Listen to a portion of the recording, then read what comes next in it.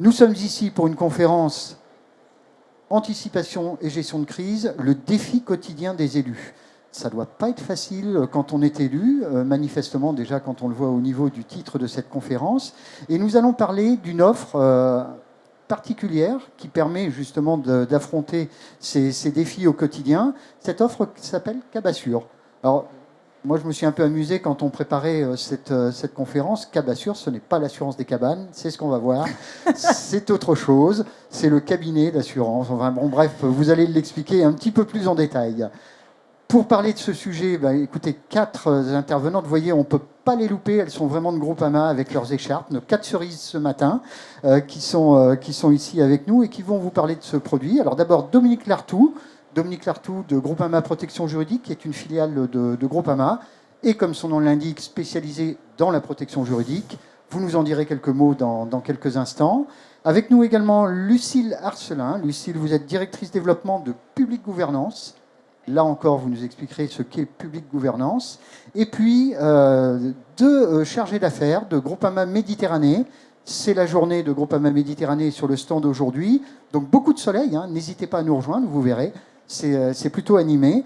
Nous avons d'abord Carole Bonsignour de Groupama Méditerranée et Fabienne Calarco, également de Groupama Méditerranée. Et vous écouterez dans quelques instants les accents chantants du Sud.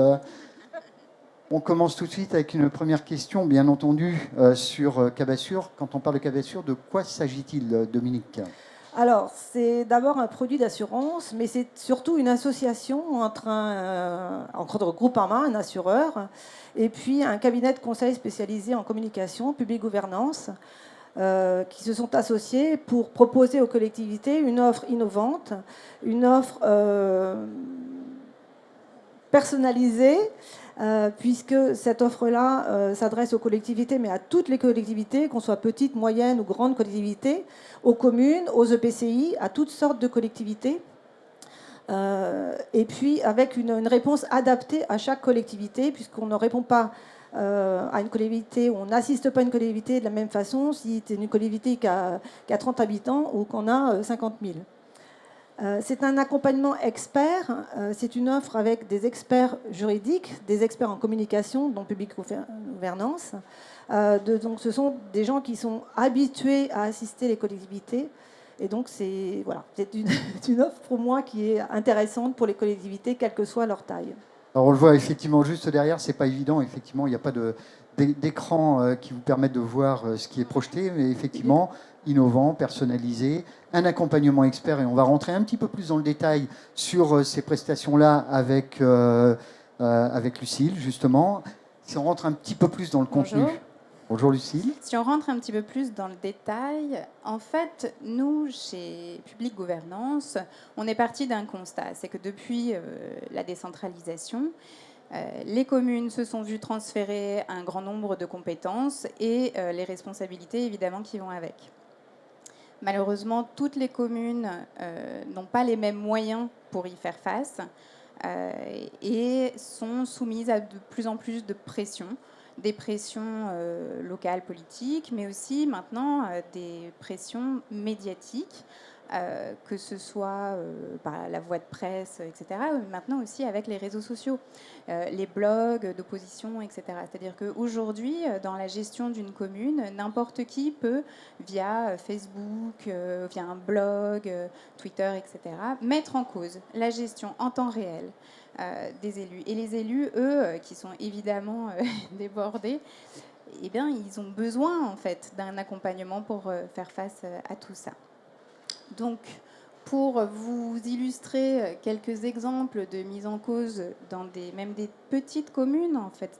Aujourd'hui, il n'y a pas que les communes de 10 000 habitants qui se retrouvent dans la presse. Là, j'ai pris l'exemple qui a beaucoup fait parler de lui il y a de ça quelques semaines. Donc, une mère qui a décidé d'exclure un enfant de la cantine parce que les parents n'avaient pas payé la cantine depuis 2 ans. Et la mère se sentait dans son bon droit en disant bon bah voilà, j'ai suivi la procédure et s'est fait un petit peu attaquer de toutes parts parce que évidemment c'est sensible de refuser un enfant de 6-7 ans à la cantine. Donc ce qu'on a le droit de faire n'est pas forcément ce qu'il est opportun de faire. Et Une mairie, aujourd'hui, elle a besoin d'être conseillée stratégiquement pour savoir comment faire. Et si elle prend une décision sensible comme celle-ci, elle a besoin de quelqu'un pour l'accompagner, pour lui expliquer comment faire pour limiter la mise en cause de son image. Et là, donc, on voit la maire qui s'est retrouvée un petit peu du jour au lendemain avec BFM TV. Ça a été repris par tous les journaux nationaux. On lui demande de poser face caméra dans la cour d'école. C'est difficile.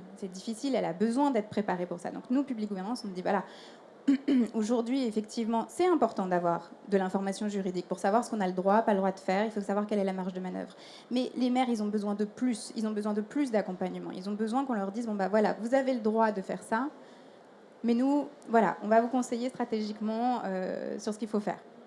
Ce qui est intéressant dans cet exemple, Lucille, c'est au départ une décision finalement un peu banale, qui arrive à des conséquences quand même assez désastreuses en termes d'image pour une commune. Et ça peut aller vite. Ça va très vite. Et une fois de plus, la maire, ce qu'elle ne comprenait pas et ce qu'elle répétait en boucle dans les médias, c'était j'avais le droit, en fait.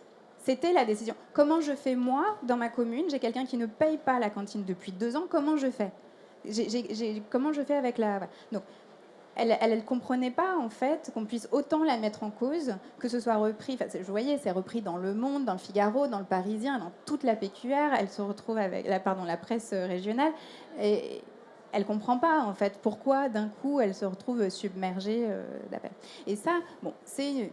La cantine, je dirais, c'est quelque chose d'assez courant. Tous les ans, on le voit dans les journaux. Et c'est une vraie problématique, parce que c'est un peu insoluble. Parce que l'enfant, on ne peut pas lui faire pâtir du comportement de ses parents. Et en même temps, la commune, bah, voilà, moi j'ai besoin de ces revenus-là, comment je fais? Elles ont déjà du mal, en fait, à réussir à tenir un service de restauration scolaire. Donc voilà. Non, ensuite, comme autre exemple, ça peut être des choses... Voilà, il y a un projet, là, d'implantation d'antennes relais. Et c'est la maire qui décide de faire un bail avec Free, en l'espèce, pour implanter une antenne relais. Et il y a une opposition citoyenne, une opposition tellement forte que la maire recule. Et on se rend compte un petit peu quand on creuse dans l'histoire qu'il y avait, même au sein du conseil municipal, il n'y avait pas d'unanimité sur le projet. C'est des projets qui sont sensibles, mais qui sont en même temps... La maire, elle se dit, bon ben voilà, moi, aujourd'hui, j'ai besoin d'une couverture réseau de qualité. J'ai besoin que mes administrés ils aient une couverture réseau de qualité. Parce qu'avec le télétravail en plus, voilà. Aujourd'hui, les gens n'acceptent pas, en fait, de ne pas avoir leur téléphone, de pas avoir...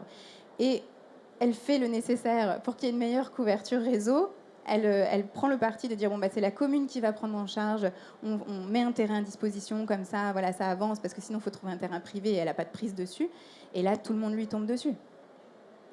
Et elle ne comprend pas de la même façon, et de la même façon, elle se retrouve exposée. Autre exemple, maltraitance animale, on a, ici, c'est un cas d'une mairie qui, en fait, a découvert... C'est une association locale qui dit voilà, il y a un problème de maltraitance animale. C'est une personne qui a plusieurs chiens dans une propriété qui sont mal gardés, pas dans des conditions dignes. L'association fait appel à une personnalité qui va filmer en fait sur le terrain les conditions de vie de ces chiens, relayées sur les réseaux sociaux, et là ça explose. Et la mairie qui, elle, avait fait des choses, elle avait déjà contacté le propriétaire, fait le nécessaire auprès de la préfecture, etc., elle avait fait vraiment ce qu'il fallait, se retrouve submergée d'appels, mais des milliers d'appels, et des appels parfois très virulents, en disant mais vous ne faites rien, regardez les conditions de vie de ces chiens. Et le maire, pareil, il ne comprend pas, il ne sait pas comment gérer. Et ça, c'est des mairies, attention, c'est pas des mairies de 5000 habitants, c'est des mairies qui ont parfois pas 1000 habitants, hein. Donc c'est vraiment quelque chose qui arrive maintenant à tout le monde. L'Isère, alors je ne sais pas si vous avez vu ça, pareil, on a une commune qui s'est vue décerner le triste prix de la ville la plus moche. Donc très dur, les habitants ne comprennent pas, le maire réagit, franchement c'est dur. Donc ce prix il est décerné dans les communes où il y a énormément de panneaux publicitaires. Alors, ce qu'il faut savoir, c'est qu'aujourd'hui, pour les mairies, avoir des revenus, c'est pas évident. C'est pas évident. Et avoir des panneaux publicitaires, c'est une source de revenus. Donc, personne n'a envie d'avoir des panneaux de 4x3 tous les 5 mètres. Voilà. Sauf qu'à un moment donné, il faut trouver des sources de revenus. Donc voilà, le maire se retrouve dans une situation où, pareil, il est exposé de façon assez négative, alors qu'on sait aujourd'hui que l'attraction de la commune, dans les petites communes rurales, elle est primordiale parce que le fait d'avoir des habitants, c'est maintenir les services, c'est maintenir les commerces, c'est avoir une école, c'est tout ça. Donc aujourd'hui, vous vous retrouvez avec ce type d'exposition médiatique, c'est dur pour les élus. Et bon, ça leur tombe un petit peu comme ça sur le coin du nez, c'est imprévisible.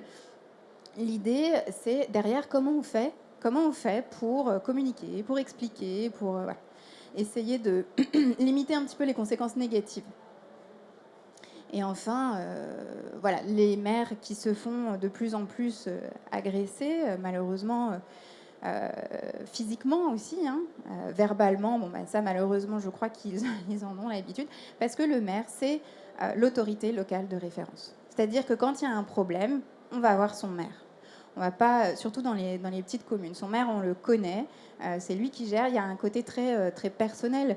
Même quand on a un problème avec sa distribution d'eau potable, on va pas voir l'intercommunalité qui gère l'eau potable. Non, on va voir son maire, parce que son maire, on le connaît. Et en fait, eh ben, ils prennent un petit peu tout. Donc, il y a aussi, je pense, un besoin pour les maires à les aider à gérer cette relation avec les administrés, parce que maintenant, on interagit directement avec son maire. C'est-à-dire qu'on met un truc sur la page Facebook de la commune directement. C'est plus comme avant, ça va plus vite. Ça peut être plus virulent. Le fait qu'on soit derrière son écran, eh bien, il y a des personnes, on le sait, qui se sentent plus libres d'être virulents.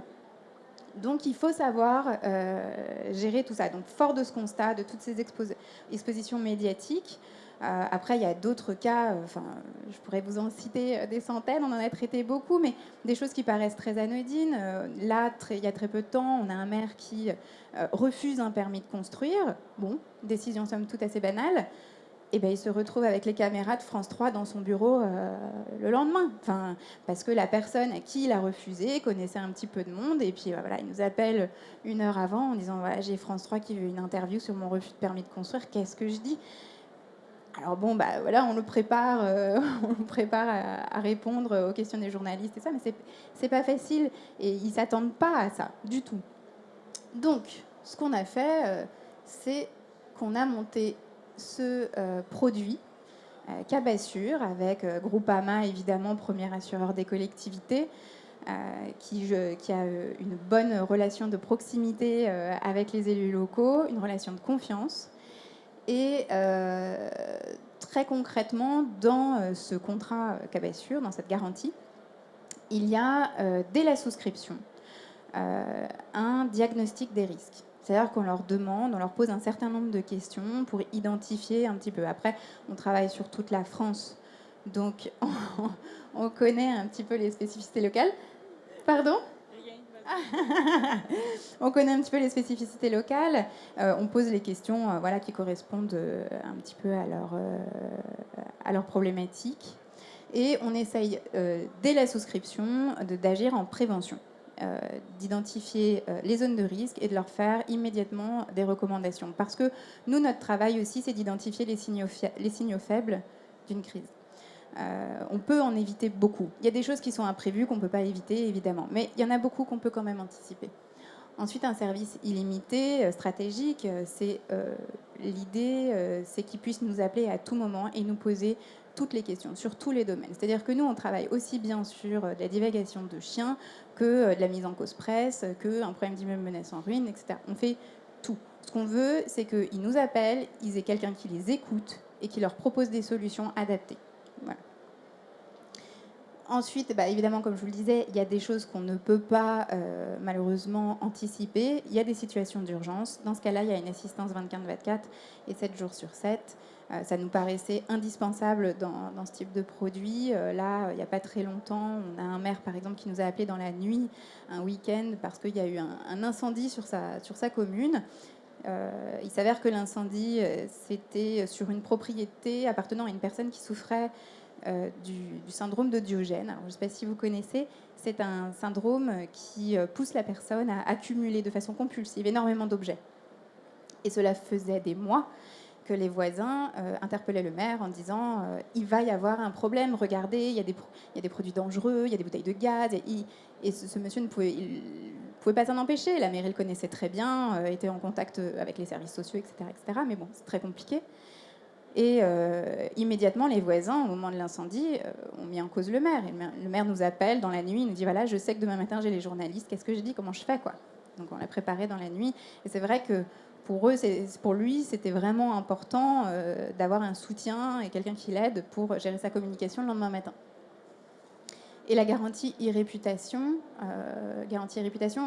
qui était un peu un corollaire indispensable. Comme on le disait, les réseaux sociaux aujourd'hui, tout le monde peut mettre ce qu'il veut, et heureusement, c'est très bien. Maintenant, parfois, il arrive qu'il y ait des propos un petit peu problématiques, et problématiques au sens légal du terme, parce qu'il n'est pas question de brider l'opposition, au contraire. Mais dans ces cas-là, quand il y a de la diffamation, de l'injure publique, des choses comme ça, il y a une garantie spécifique pour gérer soit de la suppression de contenu, soit de l'enfouissement, lorsque ça n'est pas possible. Voilà, pour Cabassure. Alors, Lucile, vous ne nous rassurez pas, parce qu'en fait, les exemples que vous avez montrés là tout à l'heure partent d'une décision au plus banale, Oui. et finalement arrivent à des choses absolument incontrôlables pour une collectivité locale. Ils sont vite submergés. Oui. Comment, ou quels conseils on pourrait leur donner aujourd'hui pour, je dirais, identifier ces sujets potentiellement problématiques? Il y a un certain nombre de faisceaux d'indices que vous avez définis, que vous avez retrouvés?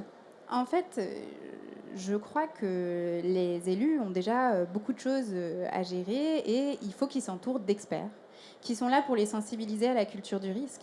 C'est-à-dire que nous, notre travail, c'est qu'on les fait parler lors des diagnostics pour essayer de pointer ce que nous, on sait qui peut dégénérer. On sait poser les bonnes questions, et c'est comme ça qu'on identifie. Je pense que les maires aujourd'hui ont tellement de choses à gérer qu'ils ne peuvent pas non plus... voilà. Après, je pense qu'à force de les avoir régulièrement au téléphone, ça les sensibilise à la culture du risque.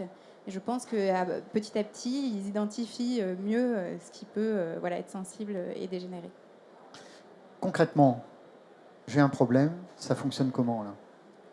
Alors, je vais préparer quelque chose. Je vais... Concrètement, alors dites-moi. Concrètement, nous, après, vous voulez parler de la souscription? Non, je parlais, j'ai un problème concrètement. Comment fonctionnent vos concrètement, garanties? ils nous appellent. Ils ont un numéro unique Cabassure. Ils nous appellent, et ils ont toujours quelqu'un au téléphone, un consultant de public gouvernance qui répond, qui va évidemment récolter les informations, identifier les risques et faire, dans un premier temps, des premières recommandations d'urgence.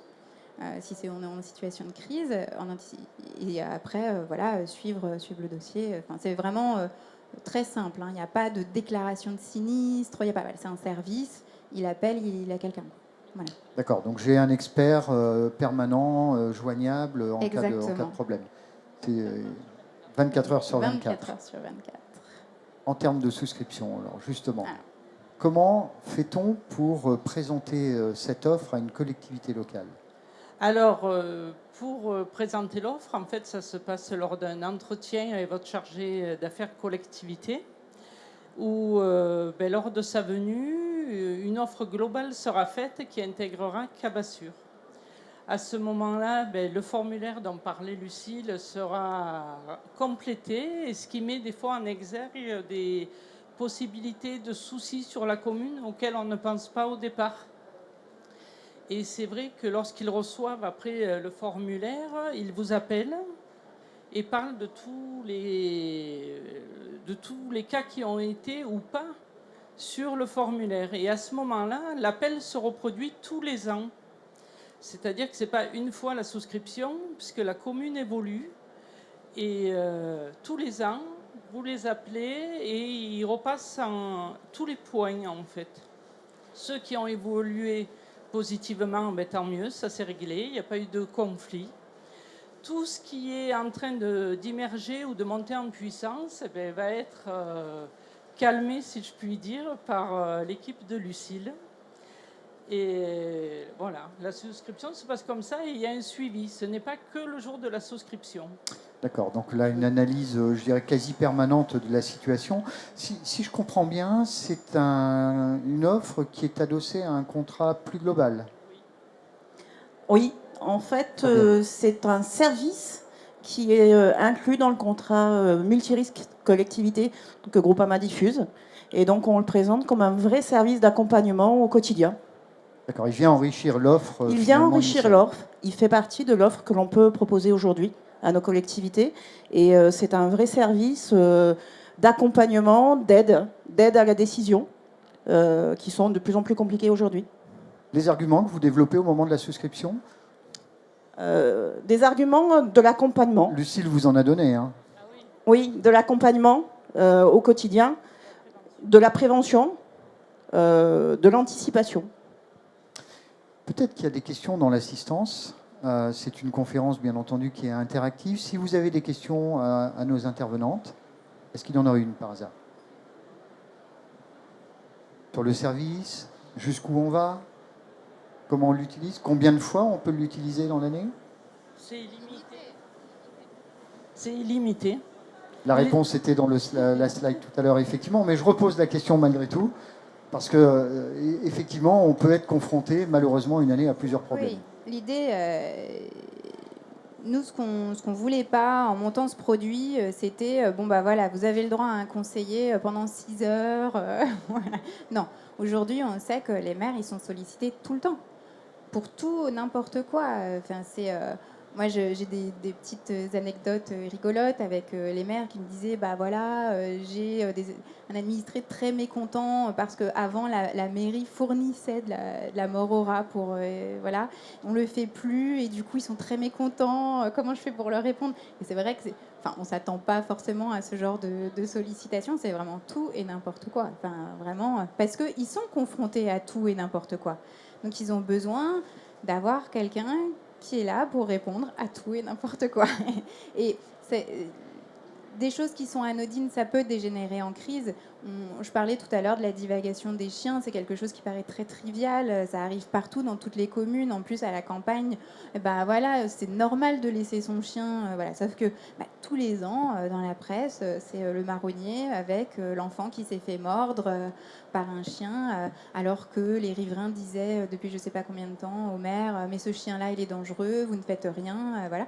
Et c'est vrai que les maires aujourd'hui ont tellement de responsabilités et de compétences. Nous, on leur dit parfois, bon bah voilà, vous avez une police spéciale, code rural et tout ça. Ils sont là, bon, d'accord. Bon, comment on fait on est, voilà, vous avez telles obligations. Et des fois, ils le savent. Des fois, il y a des contraintes techniques. Moi, j'ai des communes un petit peu isolées qui me disent, moi, le premier refuge pour animaux, parce qu'ils ont l'obligation d'en désigner un, il est à 50 km dans la vallée, je fais quoi Enfin, je peux pas, en fait. Si j'appelle mon prestataire, il sera pas là dans les 10 minutes pour récupérer le chien. Donc, je fais quoi je vais récupérer le chien moi-même. Et c'est vrai que il y a des obligations légales. Et puis après, il y a la pratique. Et la pratique, elle n'est pas si évidente que ça. Donc, c'est voilà, un petit peu tout et n'importe quoi. Et l'idée, c'est de répondre en illimité à tout et n'importe quoi. C'est vaste. Dominique, Groupama Protection Juridique, toi, filiale donc spécialisée dans la protection juridique. Oui. On a un juriste dans la poche en permanence quand on a un contrat chez vous. La contribution de Groupama PJ à cette offre, vous pouvez rentrer un petit peu plus en détail? En fait, c'est un complément. C'est-à-dire que Lucille parlait de l'irréputation. Donc l'irréputation, c'est une garantie de protection juridique. C'est une garantie pénale. Hein. Quand on a son irréputation entachée, le mieux, c'est de porter plainte. Mais bon, porter plainte, ça ne suffit pas. Il faut aller plus loin. Et les services qui sont proposés, c'est ce que disait Lucie, c'est la suppression. C'est-à-dire qu'un juriste intervient pour faire supprimer le contenu diffamatoire, indépendamment de la procédure pénale, et aussi de l'enfouissement. C'est-à-dire qu'on fait intervenir un prestataire qui va enfouir les contenus négatifs pour redorer l'image de la commune, parce qu'effectivement, tout va très vite dans les réseaux sociaux, et comme disait Lucie, on se cache derrière son écran, donc on dit tout et n'importe quoi, et puis on est beaucoup plus virulent que si on avait le maire en face. Et donc voilà, c'est vraiment un complément. Il y a de la protection juridique et il y a ce service de cette prestation en fait d'accompagnement, d'anticipation et de gestion. Parce qu'on n'a pas, heureusement, hein, toutes les mairies n'ont pas une crise. En revanche, le diagnostic pour éviter d'en avoir, c'est ça que je trouve intéressant aussi dans cette proposition. Alors, C'était prévu. c'était prévu, donc on va peut-être. Vous nous entendez toujours? Ça va? Bon, toujours pas de questions dans l'assistance? Si, quand même, une question. Alors dites-nous. Donc ma question, c'est plutôt pour la seconde intervenante, Lucille. Je me demandais en termes de recrutement, quel type de profil, au niveau d'études et d'expérience, va permettre cet accompagnement expert. En d'autres termes, comment vous recrutez? On doit répondre à tout et n'importe quoi. Oui. Alors on a trois profils. On a un premier profil de juriste spécialisé en droit public, droit des collectivités évidemment. Un deuxième profil qui va être des communicants. Donc, on recrute à Bac+5, voilà, expert en communication. Et le troisième profil, sciences politiques. Sciences politiques parce qu'on travaille beaucoup sur les politiques publiques locales et le développement local. Parce que, alors, on intervient pour ce qui est problématique, mais on intervient aussi pour les mairies quand elles veulent mettre en valeur leurs actions. Et donc, ça nous semblait intéressant d'avoir des profils sciences politiques. Voilà. Donc, l'idée, c'est d'avoir un accompagnement pluridisciplinaire, transverse, pour apporter une solution qui tient compte de tous les aspects de la problématique soulevée. Voilà. La question est intéressante parce qu'elle emporte la qualité du service derrière, effectivement, hein, en fonction de la qualification des personnes. Donc vous avez à la fois des juristes, à la fois des personnes finalement qui maîtrisent mieux la qualité de l'écriture, probablement. Oui, alors, ce qu'il faut savoir et ce qui est important, c'est que tous nos conseils sont faits par écrit. C'est-à-dire que le maire, il reçoit sa note de recommandation et il l'a sous le coude. Parce que comme on intervient en anticipation, des fois on dit quelque chose au maire et il ne peut pas tout retenir, il a plein de choses à faire. Il ressort son dossier, il a tout. Il a les références juridiques, il a l'identification des risques, il a les recommandations graduelles, sachant que nous, notre parti pris, lorsque c'est possible évidemment, c'est toujours de faire de la recommandation graduelle. Il y a une relation de proximité avec les élus locaux, et bien on s'en sert. On essaye de communiquer. On les aide et sur le fond et sur la forme. Et évidemment, si on est dans une situation d'urgence avec un maire qui nous dit voilà, j'ai un bâtiment qui est en train de s'écrouler sur une voie publique, on n'a plus le temps de discuter et là, on le dirige vers la procédure directement d'urgence. Voilà. Est-ce qu'il y aurait une autre question? Allez-y. Oui, bonjour. Double question. Est-ce que l'offre en fait s'adresse également aux Outre-mer? Et une question plus générale. Vous avez effectivement évoqué les compétences transférées aux intercos. Est-ce qu'il y a une prestation mutualisée pour une double réponse à la fois du président de l'EPCI et du maire, coordonnée quand il s'agit d'un sujet partagé en fait? Alors, il y a la première question, l'outre-mer, j'aimerais beaucoup, ne serait-ce que pour aller faire les formations là-bas. Non, pour l'instant, on ne distribue pas sur l'outre-mer, hein, Dominique, mais c'est en discussion. Deuxième sujet, oui, alors on travaille pour les établissements, les intercommunalités. Et évidemment, même quand on travaille pour les communes, parfois il y a des choses qui sont partagées avec les intercommunalités et on leur aide à travailler leur partenariat. Parce que, par exemple, je parlais des immeubles menacés en ruine. Aujourd'hui, lorsque la compétence habitat a été transférée, eh bien, c'est le président de l'EPCI qui doit mener la procédure de péril. Et bien, dans ce cas-là, évidemment, on ne va pas dire au maire, vous passez le bébé au président de l'EPCI. Non, on a dit, voilà, vous allez monter un dossier, vous allez faire comme ça, vous allez travailler votre partenariat, est-ce que vous le connaissez, etc. Et on va évidemment faire en sorte c'est des partenaires qui sont indispensables, et que ce soit au niveau de la préfecture, que ce soit au niveau de... Voilà. Donc il faut faire attention. Parfois même on est un peu en bisbille avec son préfet, ça arrive. On leur dit, bon, on va essayer d'être stratégique, on ne va pas non plus le mettre complètement à dos parce que ça peut servir sur d'autres dossiers. Donc voilà, on travaille la stratégie évidemment entre les différents partenaires locaux. Ça répond à votre question? Oui, c'est bon. Est-ce qu'il y a d'autres questions? Donc pour l'outre-mer, c'est en discussion. Groupama pourra vous accompagner puisqu'on a quelques caisses régionales, Guadeloupe, Martinique, Guyane, Et effectivement, dans le Pacifique également. Bon, il va falloir qu'on conclue cette conférence, mais moi j'ai envie quand même, juste avant qu'on se quitte, hein, vous avez quelques intervenants dans la salle, vous avez des maires également qui n'ont pas forcément souscrit cette offre. Si vous aviez un argument à leur donner pour souscrire cette garantie Cabassure, ce serait lequel? Lucie? On répond chacun notre tour, peut-être. Ah bah vous allez, oui, évidemment. Pour moi, c'est vraiment l'accompagnement Ça fera 4 quotidien. arguments comme ça. Ouais. C'est l'accompagnement quotidien. Vraiment, avoir la sécurité d'avoir des experts derrière qui accompagnent pour tout. Moi, ce sera un argument sur la sérénité, parce que je pense que les maires font beaucoup de choses et que ce produit-là leur permet de continuer à gérer leur commune en toute sérénité. Et voilà, moi, ce serait plutôt la sérénité. La sérénité. Et alors, pour nos deux chargés d'affaires, vous en avez des arguments, mais si vous en avez un à nous donner. Alors moi, ça serait la prévention, puisque on n'a pas encore de conflit, c'est sur le papier et elles vont faire en sorte que ça n'apparaisse jamais. Donc pour moi, c'est la prévention, suivie de l'accompagnement quand même. Prévenir, c'est guérir. Hein. Exactement. Carole, Fabienne. Un service illimité, une disponibilité. Donc, voilà. Banco. Merci à vous pour Merci. votre présence ce matin. Merci d'être venu nous voir ce matin sur cette conférence Cabassure, Groupama. Je vous rappelle, nous avons une autre conférence tout à l'heure sur le risque climatique, un vaste sujet avec un intervenant de première qualité, Alix Roumaniac.